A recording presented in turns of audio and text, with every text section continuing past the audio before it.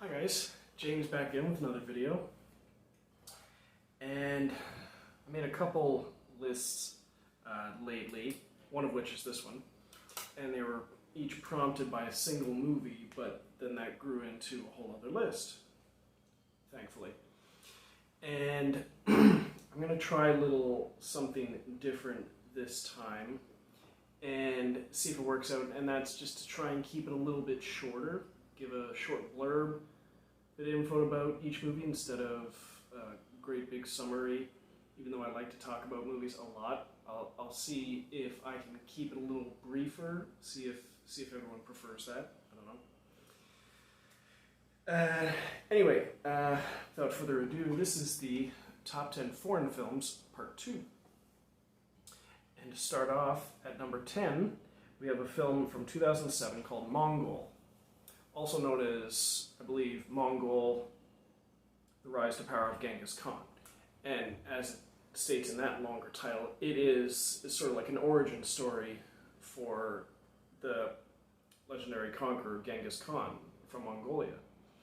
And it was directed by Sergei Bodrov and stars I always forget his name, Tadanobu Asano, who he was one of the Warriors 3 from all 3 of the Thor films. He was also in Ichi the Killer, the one I had on my, I think it was the top 10 weird films. So he plays the character, he portrays the real life character Temujin, who became Genghis Khan. And they intended to make a trilogy out of this, like his origin, rise to power, and then part 2 and part 3, and then they canceled it, and then the director got back on it and combined 2 and 3 together, and then that got canceled again. So last word was maybe like 8 or 9 years ago that they was back on track. So it's still Sergei Bodrov is attached to it. Anyway, it is a good movie, and it's well acted, but it's also very well shot, because they shot in Mongolia. They actually went and asked, I don't know if it was local officials or people in Mongolia, but they went there and asked for permission to make a film about Genghis Khan, and apparently they were the first ones to ever do that. And so, filmed in a lot of beautiful locations, some of them so remote that they had to build roads to get there. Anyway, great film. I certainly will watch the sequel if and when it ever comes out, is made and comes out. But for now, that's Mongol. All right, number 9, we have a film from 2009. It's a film by Bong Joon-ho called Mother. And now Bong Joon-ho's got a little more high profile with the movies he's made lately. But 12 years ago, he made a film called Mother. And this one stars Kim Hye-ja. It's another Korean film. Kim Hye-ja and Won Bin. Won Bin he was the lead actor in Man from Nowhere, the one about the former government operative who shuts himself off in the world and goes to rescue his friend who's a little girl who gets kidnapped. He plays the son in this film, and the movie's called Mother basically because the son he plays is what do they say? You could say special needs, intellectually challenged, whatever. He has problems, and he is accused of killing a young girl, of murdering a young girl. So he's accused of murder, and his mother flat out does not believe it. So she sets out on her own to prove his innocence. And the movie is her journey of performing basically her own investigation to prove her son is innocent. And everyone does a great job in this film too. Another great film from Bong Joon-ho. That is Mother. Number 8, we have a film from 2017, another film by Andy Lau. Director of the Infernal Affairs trilogy, and Revenge of the Green Dragons and The Flock and a number of other films. But I had seen this in the store and just passed by it a few times. Then I looked at it and was like, oh, it's directed by Andy Lau. So I figured I would give it a shot at least. And it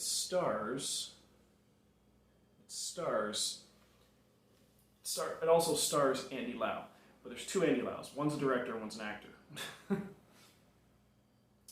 And, oh, my mistake. They're the same person. He's an actor who also directs. My mistake. So it's directed and starring Andy Lau. And he stars as a seasoned veteran of the police force, and he's a bomb tech. Works for the bomb disposal unit. And they capture the brother of this notorious terrorist. This is it's a Chinese film. They capture the brother of a notorious terrorist who's run rampant all over town. And this obviously enrages the brother. And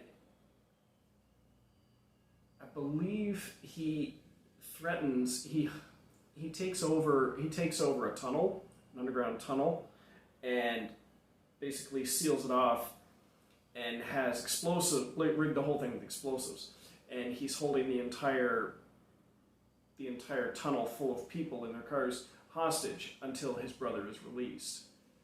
And sets up all these bombs that they can't disarm, so they send in the legendary bomb tech to try and negotiate and or disarm all the bombs. So it's a battle of wills kind of thing between the bomb tech and the bomber. Shockwave. And they've already made at least one sequel to it, which I have not seen. Alright. Number 7. We have a film from 2019. 2019. And it is a Vietnamese film called Furie. And when I first watched this and I looked it up, discovered that this was the first Vietnamese film to get a theatrical release in North America, more specifically the US. I'm not sure how many, or if I'd seen a Vietnamese film before, but not just one that takes place with the Vietnam War, one that was shot and produced in Vietnam, and this one was. And it involves a mother who is a former, they say she's like an ex-gangster. She's a former gangster enforcer for the mob who got out of the life. I think she ended up burning down a club and fleeing. She got pregnant and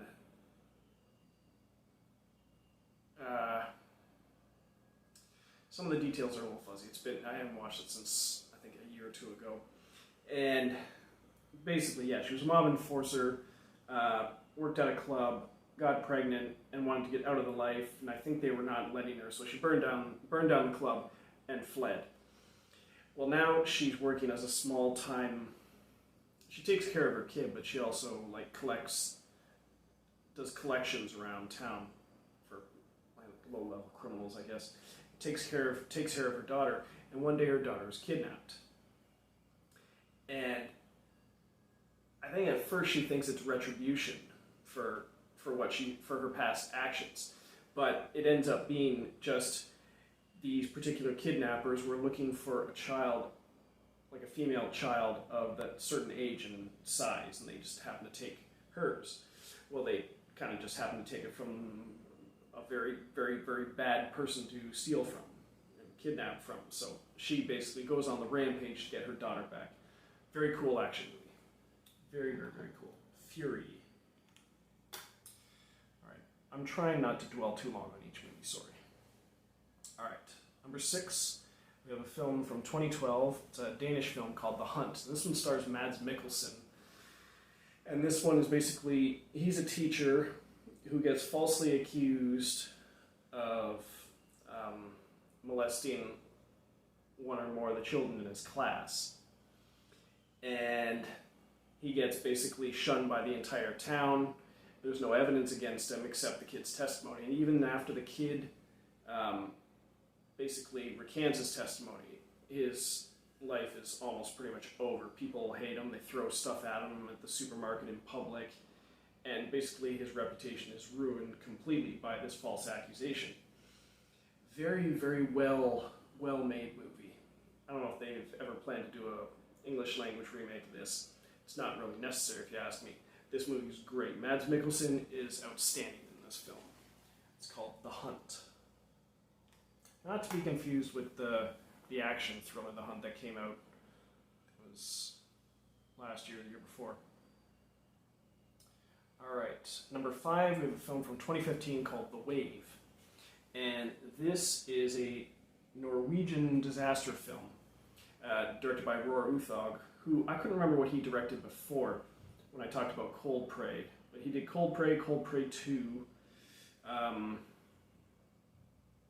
did The Wave. This was one of them. He also did the Tomb Raider reboot. But this one, basically, you have a guy who works for, what is it? Works in the tourist destination center, and they also monitor seismic activity, I think, and it determines that there's this giant tidal wave heading towards the city. Now it's based on not an actual event, but the possibility of an event, of not if but when this certain barrier will give way and a wave will come roaring towards the town. Well, in this movie, it actually happens. And the effects are awesome in this movie. And I'm not to say cat and mouse between the wave and people, but the people running around, trying to get to high ground to survive their town being completely just washed away. Great, great movie. The Wave. Alright, number 4, we have a Spanish film from 2011 called The Skin I Live In. And this one, the only person I recognize in this one was Antonio Banderas, and the rest are, well, they're all Spanish actors. But the rest of them I didn't recognize, but recognize Antonio Banderas because all the work he's done in North America. And this one involves, on the surface, a doctor who's developed this very resistant type of skin that can replace like damaged skin that's very resistant to repeat myself, damage. And his test subject is this mysterious woman who stays in his house. And she's very resistant to the procedure and keeps trying to escape, but he keeps bringing her back, and eventually she comes around and gets the skin that's all over her body to... You think that it's some sort of restorative surgery, reconstructive surgery she's had. She's got this mask on, and then eventually she has hair and all that stuff, and her skin is all great and repaired. There's a lot more to it than that, which is best not spoiled. It really, I mean, like, it wouldn't ruin the movie for you because the performances are excellent, the story is great, but I will leave that to until you watch it. The Skin I Live In. Number 3, we have a Japanese film from 2017 called Tokyo Ghoul.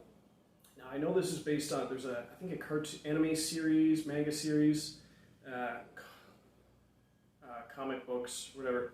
I've only seen the movie, and it is basically this guy meets this school kid meets this girl, and they meet up for a date, and the date goes well. Excuse me. And the date, at least until the end of the date, where she attacks him and reveals herself to be some kind of hybrid monster. Well, she attacks him. He survives. She ends up getting killed. Well, he survives, but he's mortally wounded. He's going to die. And they basically take organs from her dead corpse and transplant them into him to save his life. Well, he begins to experience changes, and he starts changing into what they call a ghoul. And it's sort of these humanoid, monster-like people who appear as humans, but they can turn into monsters, and they all have different abilities and looks to them, but they can appear on the surface to be normal. And he's becoming one of them, and he has to ingratiate himself into their community in town. And they have to feed on flesh and blood or whatever to survive, but they can mask their cravings or whatever. Sort of like in certain vampire movies or series. And at the same time, there's these shadowy guys in the government who hunt down ghouls, and they use stolen parts or weapons from the ghoul's body as weapons to attack them and hunt them down. It's pretty violent, but it is very, very cool, very original if you ask me. It's Tokyo Ghoul. Alright, number 2, we have a film from 2011. It's a Norwegian film called Headhunters. And I'd heard about this one years ago, and then I finally found it again on Google Play. And this one stars Axel Hennie, who you probably saw in The Martian and Cloverfield Paradox, but it also stars Nikolai Coster-Waldau, Jaime Lannister from Game of Thrones. And this one involves a guy who works as a headhunter for a large company, but moonlights as an art thief, because he has this like very tall, statuesque, blonde, beautiful wife, and he's always afraid she's going to leave him. He wants to give her all these expensive things. So he robs homes of valuable pieces of art, and at the scene switches them for fakes and then pawns off the art. Now, they're trying to bring in a new guy to be the CEO for their company, and that's Nikolai Coster-Waldau. And